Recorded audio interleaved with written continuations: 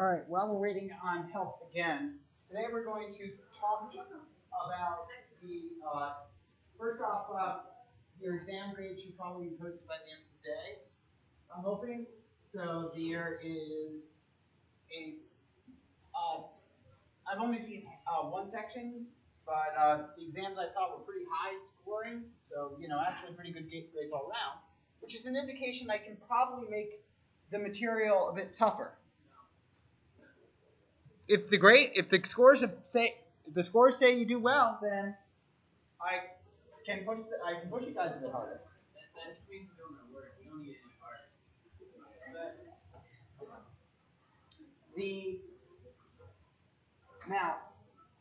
So today anyway, but with that we're going to talk today about random number generators, and we're also going to get into we're also going to get into, besides random number generators, we're going to get into how to read files. In other words, how do we do interesting stuff with scanners? And then when we start here, when we get back, we start talking about arrays. All right, but right now I want to go over random number generators because that's easy enough to discuss here and now while we're still waiting on this issue to, again, be resolved, which is annoying. So, all right, so how many of you are taking or have taken a philosophy class, right? You talked about determinism at all? So, yeah, does that name ring a bell to anybody? Determinism. What's that mean, determinism? Anyone? So, determinism is one of the big questions in philosophy is determinism versus free will, which is the idea that basically that if everything has a cause, then do we actually have free will? Because things actually, if one thing causes another, are we actually making the choices, or are the choices just real electrical signals being stimulated in our brains? And it gets into this deep question about what choices we have. But when it comes to the choice, but that's not really what we're interested in. What we're interested in is how does that play into our understanding of randomness, right? A simple random number generator. So say you have a coin, I'm sure one of you does, and you flip the coin. And that coin can either land on heads or tails. 50-50 chance on a properly weighted coin, right? Probably going to have some slight bias, one or another, right? And the question is basically, is it going to land on heads or tails, right? But the question when it comes to determinism and randomness is, if we flip the coin, right? Once I flip it, once I apply a certain amount of pressure to it, if we know the variables that are going into the system, that we can basically, once we know how much force I apply, how it's flipping, what angle it's got at, we know basically, we can solve for what side it's going to flop down. So is that really random, right? And our role as computer scientists is to look at such annoying philosophical problems and ignore them. And the idea is that basically, so long as we can treat it as a random number, that's what we care about. So long as basically it appears to be random, that's what we really care about. Because we're dealing with electrical signals and bits and zeros and ones. There's really not anything that we can do that's random unless we want to really mess something up with our system, right? There's only so many things we can do. We can't really simulate a flipping. We can't actually flip a coin in the computer. There's nothing that really can do that in a truly random manner. One that basically says that it doesn't matter what the inputs are. There we go. That should work. So display settings. So resolution on the second one is 720p. There we go. That should work. Thanks. Okay. I don't know where that one came from. It's not mine. No, it's not ours either. Okay. All right. So let's go ahead and fix this now. So preview scaling, full screen projector to there. There we go. Ah, that's no good. I thought we Okay, never mind, I guess. Okay, full screen projector. Windowed projector. Does that help at all? So going over here, closing that. Because, yeah, it's not, what in the world is going on? It's the same actual problem I had earlier. Let's go ahead, keep changes. So we'll go ahead and try this now. We'll have to do for now. So the question is, basically, so what I'm trying to say, the entire point of this diatribe while I've been trying to get this thing set up is the idea is that when we talk about random number generators, we aren't really talking about randomness from the truly philosophical point of like there's nothing that influences this and it's purely random. There's no inputs or outputs. It's just purely a random number that's truly random that doesn't rely on anything to come out as the result. There is instead what we do is that we generate what's called pseudo-random numbers, which is that basically we use trivial pieces of data to sort of generate a function that creates random numbers, or creates numbers that we can use as random numbers. So the idea behind random numbers is basically if you wanted to roll, say, a six-sided die, right? The idea is that basically D6 in D&D parlance, that we want to roll die, and it will come out as, it should come out evenly. If we roll it like 100,000 times, we would expect an equal amount of 1s, 2s, 3s, 4s, 5s, and 6, right? That's what we would expect from a random number generator for something that generates something uniformly at random. Similarly, if we were to flip a heads and tails 100,000 times, we'd expect roughly 50,000 heads and roughly 50,000 tails. Now, we wouldn't expect exactly 50-50 because the chances of that happening is higher than it's fairly higher than the chances of other events happening because that's even, but when you look at probability, it's like, well, actually, 50,001 and of head and 49,999 of tails is actually a pretty likely occurrence as well, right? So we expect them to be like roughly even, right? And the larger and the more runs we do, the more even we'd expect them to be, the less significant the differences between them. So that's what we talk about when we're talking about when we talk about random distributions. See if I can't push this up at a higher resolution. All right, that will have to do because anything. Let's see, can I get it up to here? No, as soon as I go to 720p, it really just does not like. It really just does not like 720p at all. So the highest I can go up is to 2600. All right, so keep changes and let's see how bad this looks.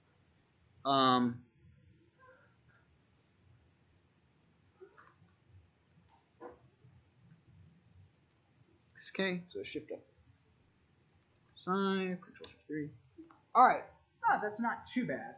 All right, so in Java, what we use is something called the random class to generate random numbers. It generates that term again, pseudo-random, because they're not actually random. What they do is that they rely on, say, the least significant bits of the current time in the system, plus a few other things, and it mushes those numbers together to generate basically the starting random numbers for you. So they're numbers that appear random, but they aren't truly random, if that makes any sense, right? Because they're created by a mathematical function. And not only that, if you provide a random number with something called a seed, as we'll see, we'll get the same numbers over and over again, which is useful for doing stuff. But for our purposes, they generate random numbers. So we can import stuff using the random class, using random.nextInt to generate a random integer, nextInt max, which returns a random integer from 0 to max inclusive, and next double, which returns a random real number in the range 0 to 1.0. So not in the computer science term, but in the mathematical term, how many numbers are there between 0 and 1? How many real numbers? Yes. There's infinite numbers between 0 and 1. So that's actually a lot. So that's actually, when we're talking about next doubles, there's actually a lot of values in there, right? So that but from a mathematical perspective, there are an infinite number of numbers between 0 and 1, and between each of the infinite integers out there, there's an infinite number of floating point numbers. So there's rather a lot of numbers out there. So let's go ahead and generate a random number and see how that works. So, okay. Oh, and now that this is actually recording properly, I want to, so I've read some suggestions. First, one suggestion was that, from another class, was to put the camera up here on the top left so that I can, so that I'm not going to be blocking the clock, so it's easy to see what the timestamp, what time everything occurs at. The other suggestion that I got was, from this class specifically, is to do a heck of a lot more of the in-class practices. Which I think we'll do some of those today. Because one of the things that we're going to do, that I want to get set up today, is one of the more annoying things, because it relies on you. Because dealing with paths is something you have to figure out how to do on your computer. And once you figure out how to do it on your computer, you're much more likely to do it on other computers. So, okay, random. Okay. So let's go ahead and see how to build a random number generator. Okay, so the first thing we have to do is create the random class. We'll call it random_rand is equal to a new random. So we use that constructor, that new keyword, because we're creating a new random number generator. That's what what that means. And this is the tool we use to generate random, well, pretty much anything we want to. So system.out.println rand.next int, and to do that, by the way, we import java.util.random. So up there, so random.next int, run it, and it created a big number for us. So it was what, 749,820,067. Okay, we run it again, and it's going to come up with a random integer. That one was negative, right? So makes sense. And I mean, this is coming up with random integers, and there's roughly as many positive integers as there are negative. So let's go ahead and see. Like, we can kind of just do a basic evaluation of this to see that we're getting, like, kind of random integers. So let's go ahead and count the number of negatives and the number of positives. So int negatives is equal to 0. Int positives is equal to 0. So we're going to count the number of negative numbers we see and the number of positive numbers we see. So let's go ahead and generate about, let's start with a million. Int I is equal to 0. I is less than 1 million of these suckers. So that's 6 zeros we need after the 1. I plus, right? And this will generate 0 to a million, right? Not inclusive. That generates a million numbers. So int x is, or let's call it r because it's a random number, is equal to rand dot nextInt. Let's go ahead and print them out. And then if r is greater than 0,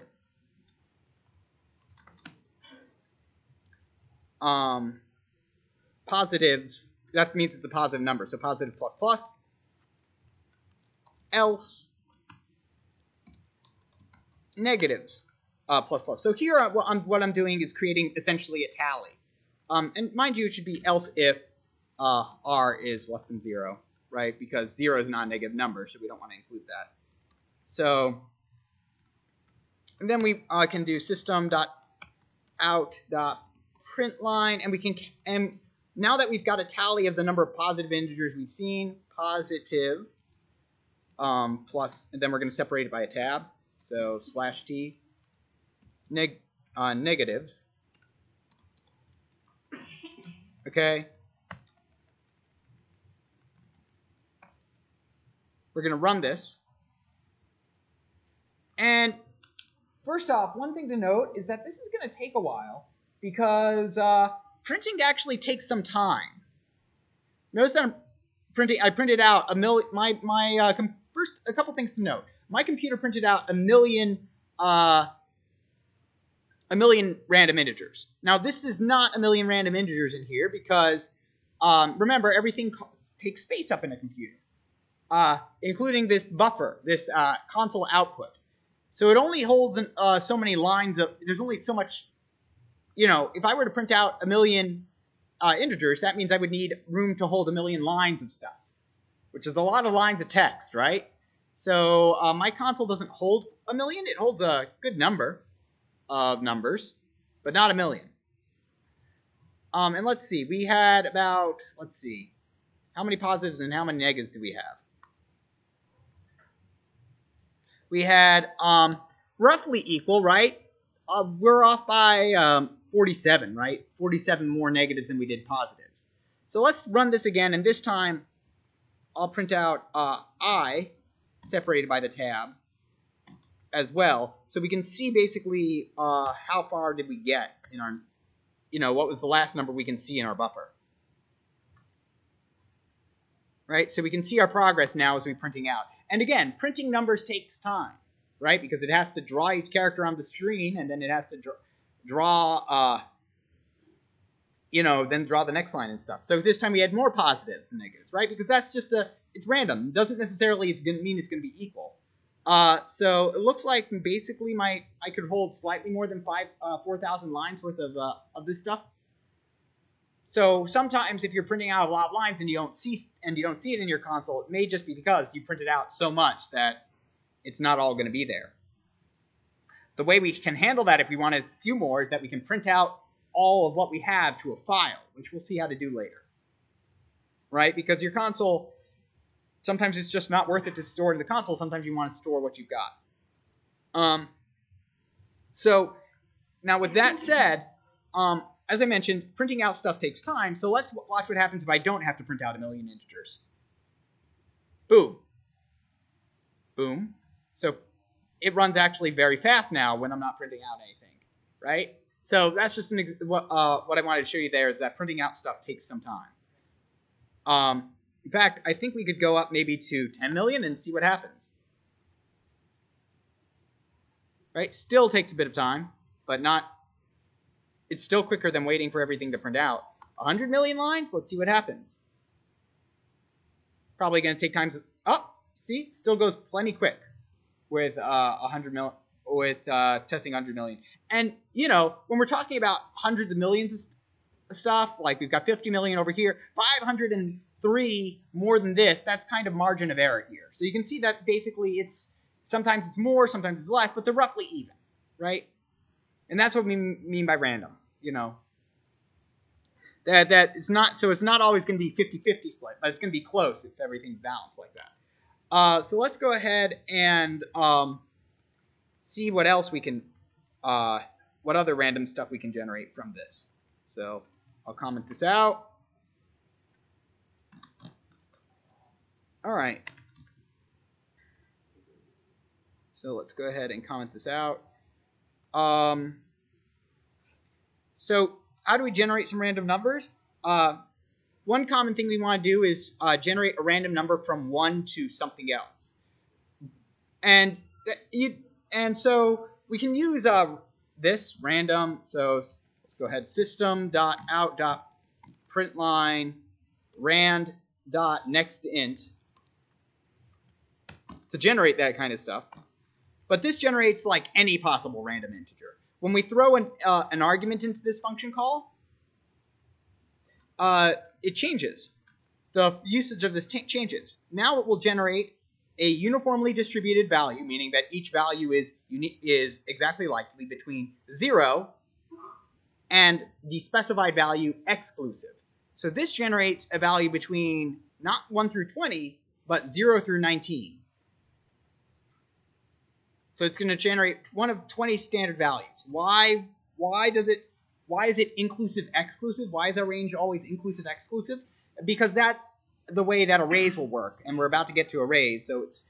So you'll notice that I've switched over to doing my for loops. For int I is equal to 0, I is less than some number, and that substring is inclusive on the right, on the left, but exclusive on the right. Right? All the ranges that we deal with, that we're starting to deal with, look like this in mathematical terms: x inclusive, y exclusive.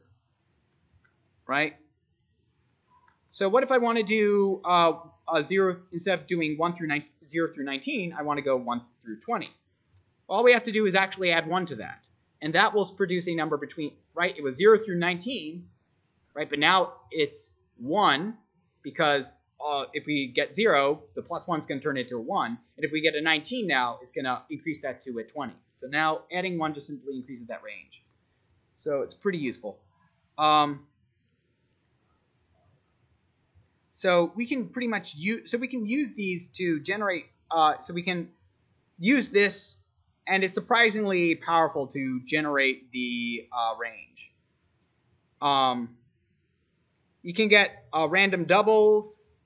You can get random integers for rolling dice, which is pretty useful. Right, if you're playing a game like the computer's thinking of a number between 1 and 100, right? You don't want the game to always be the same, right? You'd really like it if the computer could, change what number it's thinking of and you're trying to guess, right? So a lot of times, like, if you're playing a game, it's going to have a random configuration, like Minesweeper, right? Everybody's played Minesweeper here, I'm sure, at some point. That would be very boring if the game was always the same game all the time, right? So we're using random numbers to figure out where to place stuff. That's pretty useful. Okay.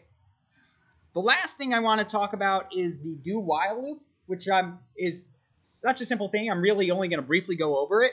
It's a different type of while loop. So the big thing about while loops and for loops is that they might never run, right? The condition might be false and you never go into it, right?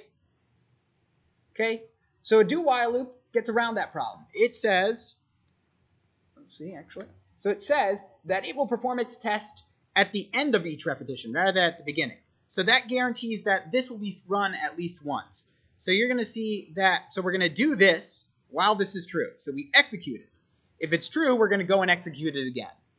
So it just kind of flips it around. So here is an example. String phrase, do print out your type in your password, and keep doing that while the password is not equal to abracadabra. Once it's equal to abracadabra, we'll let the person go further into the program. So it really helps. All right. So with that, the Boolean Zen I've been trying to show you. So a couple of things to know. I've talked about short circuit evaluation. So go through these slides on your own. And the other big thing I want to mention is that if you haven't taken mathematical concepts yet, which is why I don't really cover this, because you're pretty much going to take mathematical concepts. One of the things to know is that you can turn a lot of expressions into and negate them using something called the DeMorgans Law, where basically we can go A and B is not A or not B, and do stuff like that. You can use opposites of the test. So, or rather, sorry, you can turn negated expressions into these things. So here, if x is equal to 7 and y is greater than 3, we can do if x is not equal to 7 or y is less than or equal to 3. You can change these around. I think that that's a pretty terrible example, actually. Anyway, so now, how many did at least half of you bring computers today? Awesome. So go ahead and pair up with people. So because I want you guys to follow along with this. Okay. Since the hardest part of this is actually going to be, figuring out how to do this on your personal computer. So I'll have to go around for this. One of the big things that, by the way, that I got from the half of the class that I read so far is that people really like the in-class exercise stuff. So once we get back from spring break, expect a whole lot more of those because people said those were very useful. So I'm going to change the class to be more oriented around those. This is why I do this. I do listen to you guys about that. Some people said harder assignments. Some people said easier assignments. So, it really just depends on where you are. So, file processing in Java. So, file processing can be a pain in the butt in Java. In fact, when I learned it, it was a royal pain in the butt because I wasn't taught it correctly. How to read a file in Java. Let's go ahead and take a look at some of the instructions that I saw. Different ways of reading a Java text file. Reading and writing text files in Java. So let's see. Using buffered reader. Oh, that was the way I learned. The code looked something like this. Buffered reader BR is equal to new buffered reader with an argument of new file. How's anybody going to remember that? That looks terrible. Okay. Oh, and then this while loop, if I equals fr read. What? Honestly, the way to do it is to use scanner. So that's what we're going to learn today. We're going to learn out that scanner can be used to scan more than just system.in. Why change what you know? Scanner is perfectly viable as a solution for everything, so we're going to use scanner to read basically anything. So the first thing we want to do is that if you've got your computer up, go over to Project Gutenberg.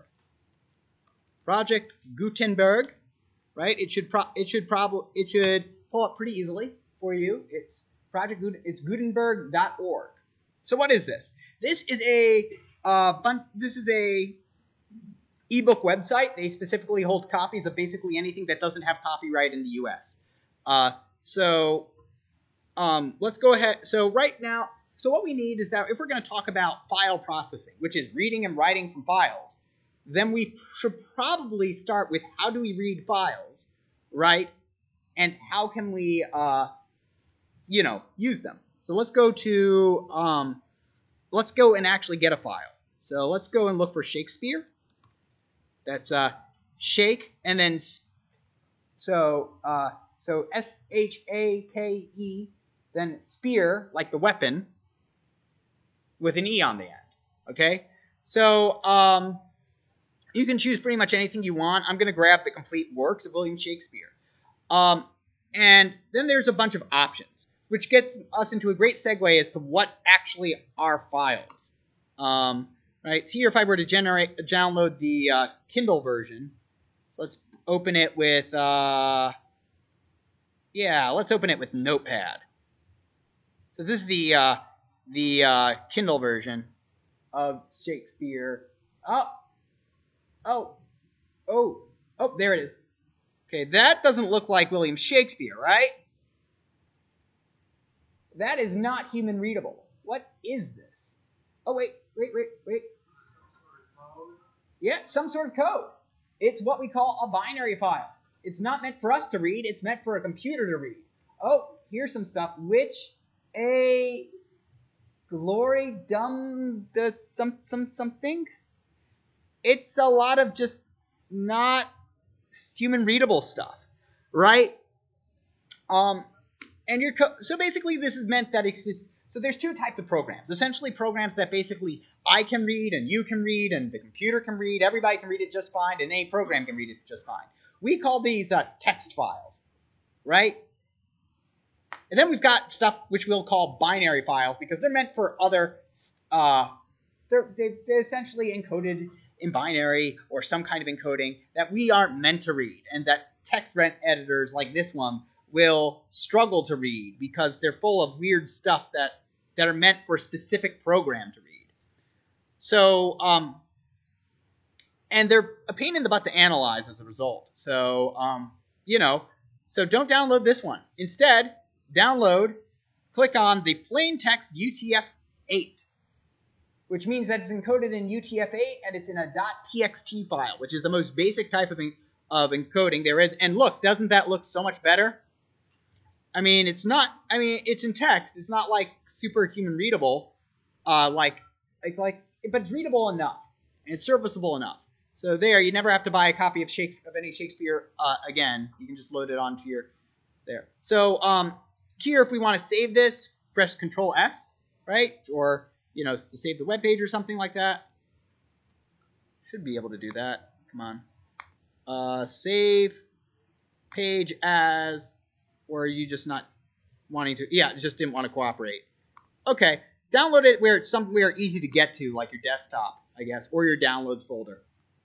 Okay, so because we're about to talk about one of the most annoying errors that I have to deal with, which is pathing errors, which basically says, okay, it's on your computer. How do I find it?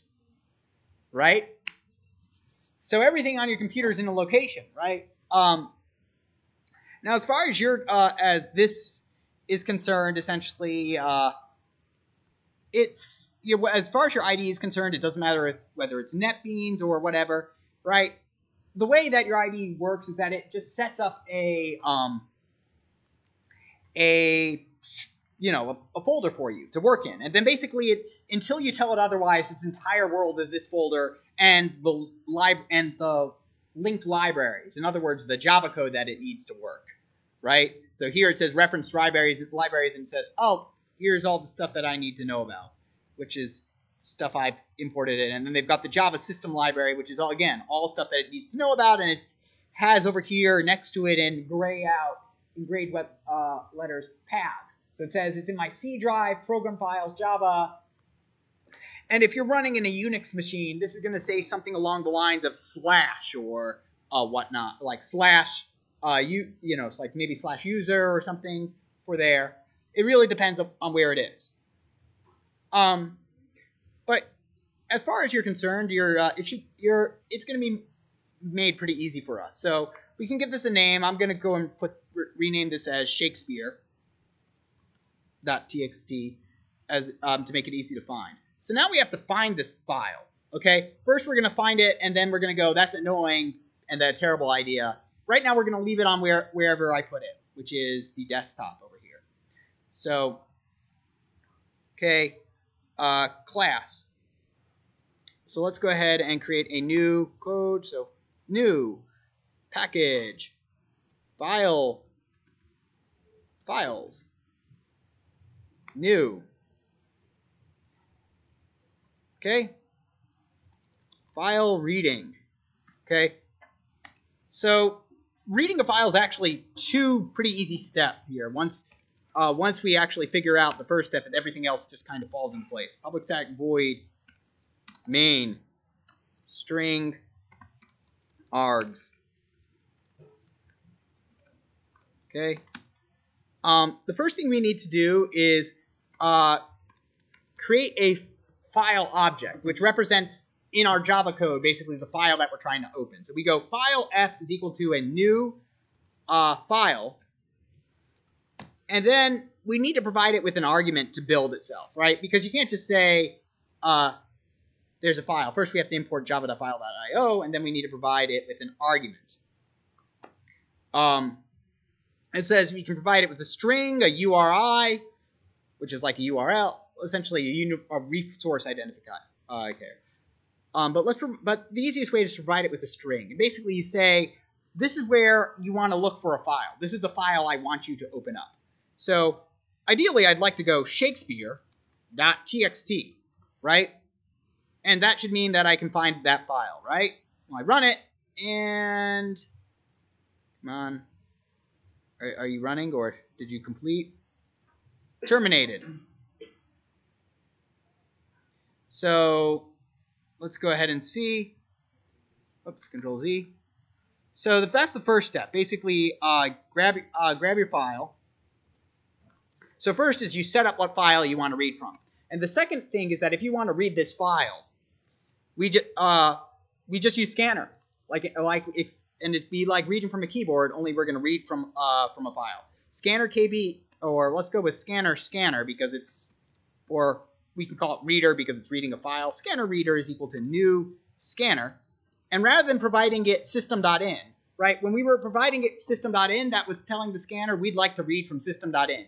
Here we're saying, I'd like you to read from something else. I'd like you to scan something else. I'd like you to scan file F for me. What? Error, scanner cannot be resolved to a type. Okay, that's easy enough. Boom, import. And then, it says, add throws declaration or surround with try. What? Surround with try catch? So, so as you're about to see, as I'm about to show you, this has the possibility of basically blowing up without on you. And when I say blowing up, it's not like gonna like damage your computer or anything, but like the program's gonna crash. It's when you're trying to work with files, it's very easy that the program can crash. So we can possibly get some errors. Is the way that this works out. So there's a couple. So there's a couple ways we can do this. Essentially, whenever you get an whenever we got an error, you might have said it wasn't calling in an error. Like when you went out of bounds on a string, it would call it like an index out of bounds exception or something, right? Or some kind of exception, right? Right. Whenever when you tried to run it and it wasn't working, it didn't say it was an error. It said it was an exception. That's what errors are in Java. Okay. That's basically, so dividing by 0, trying to do substring in the wrong place would cause an exception. Trying to read the wrong type of value into a scanner, right? When we entered a word when we were doing next int, that was an exception. So one kind of exception that can occur that you can imagine is happening is trying to read a file that does not exist, which is what we're about to do. In the parlance, this means that the program throws an exception. That's the metaphor that's being used. And your program is going to crash and burn unless you catch an exception. We're going to get into how we catch exceptions later. For right now, we're just going to say that we are going to put in the throws clause right after our method, which says that we're announcing that this method could blow up in your face, and I'm not responsible for that. Sorry. So here's what I'm going to do. It's saying that basically that scanner can blow up. So what I'm going to do is I'm going to put so my program can compile. I'm going to put a throws up here. Throws exception. And what I'm saying is that my program can blow up in your face. If you call my program, I am not responsible for it blowing up in your face. I've warned you. It says throw exceptions up over here. Okay. We're going to learn how to handle these on our own, but right now we want to do this. And lo and behold, this will blow up in our face. It says it cannot find Shakespeare.txt. But I downloaded Shakespeare.txt. It's right here on my desktop, right? And here's the thing. It has no idea where my desktop is. So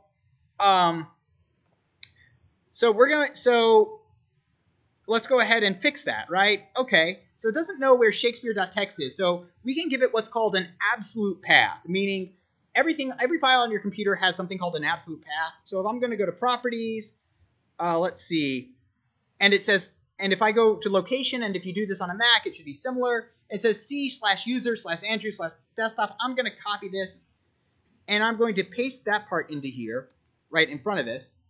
So it says, and notice how it has 2 slashes here because, right, Windows uses these backslashes. Unix will use forward slashes. And don't worry if this doesn't work for you. That's not the part that I'm going to worry about. I'm going to go around the room to help you with. Okay? This is not the part. It's just simply showing you that I'm going to show you how to do this, and then I'm going to show you why you don't want to do this. Okay? So here, okay, it didn't blow up in my face. I guess it found the file. So let's go ahead and just add some confirmation. System.out.println. We're good to go.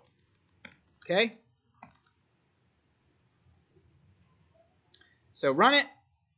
We're good to go. Okay, so we're good to go. I'm writing the file.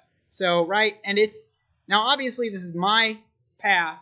It's not going to work on anybody else's computer, which is one reason why we might not want to do this. But let's just go ahead and just show you that we can read from this. So let's go ahead and just open up this file and just analyze it for a second. Let's just look at what most files are at the end of the day. And what it is that a file is just a bunch of characters separated by new lines, right? This is a new line over here. This is the first line, and then it's got a new line here. This second line over here, this is a third line, and it's got a single word and a new line. This is a single line. This is a single line. This is another line. This is another line, right? All a file is a bunch of characters, right, separated by new lines. So all we have to do is we can read this file line by line. So let's go ahead and watch that. So system.out.println reader.next line, right?